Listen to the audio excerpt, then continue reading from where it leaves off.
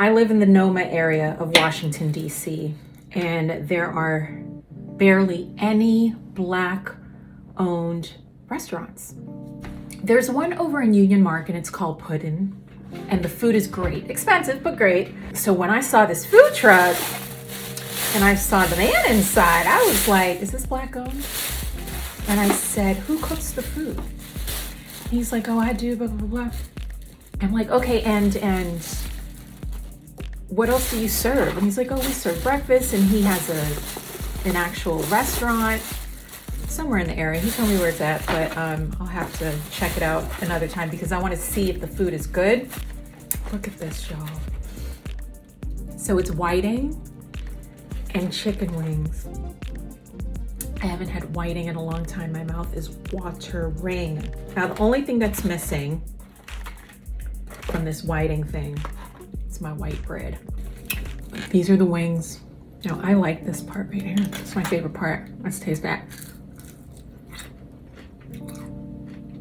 Okay. I don't know what these sauces are. I don't like mambo sauce. Y'all could come for me if you want, but what is mambo sauce? The chicken has passed the test. Okay, this is some kind of hot sauce. Oh, this would go great with some Wonder Bread right now.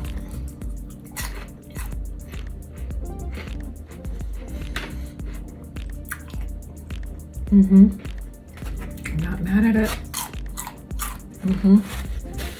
So what I know about this man, he said his grandmother taught him how to cook. Or maybe it was his mom. And his people are from South Carolina. I lived in South Carolina. I was a military wife. My ex-husband was in the Marine Corps.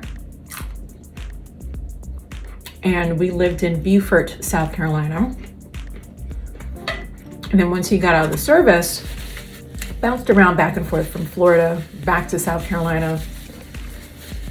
And we lived on Ladies Island. And we then moved to Columbia, South Carolina, so I could finish college at the University of South Carolina. And let me tell you, there are some spots in Beaufort. I don't know if they even still exist, but there are some spots in Beaufort that had some really good Black soul food.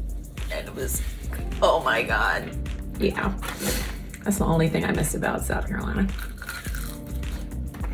It's the food. Since I've been in DC, I haven't really found that soul food place, you know, Black owned, and you know grandma's in the back cooking, or she passed on those recipes to her people so they can keep cooking.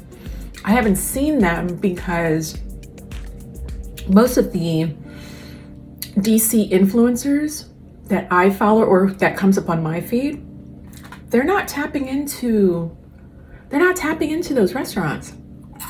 They're tapping into the trendy ones. We need to change that. 10 out of 10. So this was the whiting and wing combo. It comes with a drink, but I was like, I don't need any fruity drinks. I got water at home. And now I want to learn more about this man. Because when a man could throw down and cook. He says that he also does breakfast, fish and grits.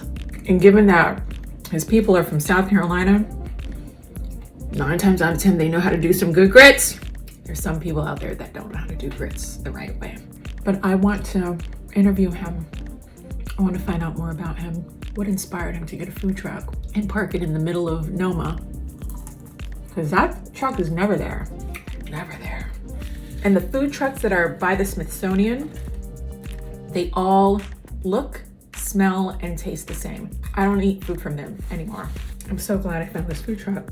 If you are from DC proper, no shame to North Virginia or Maryland. If you are from Washington, DC, and you know where I can find some good soul food, please let me know. And please don't send me to U Street.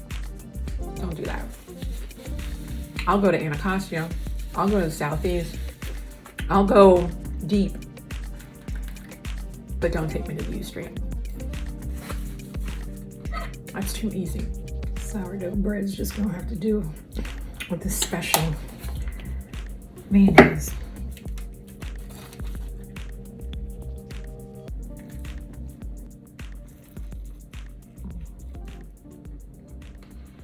Mm-hmm.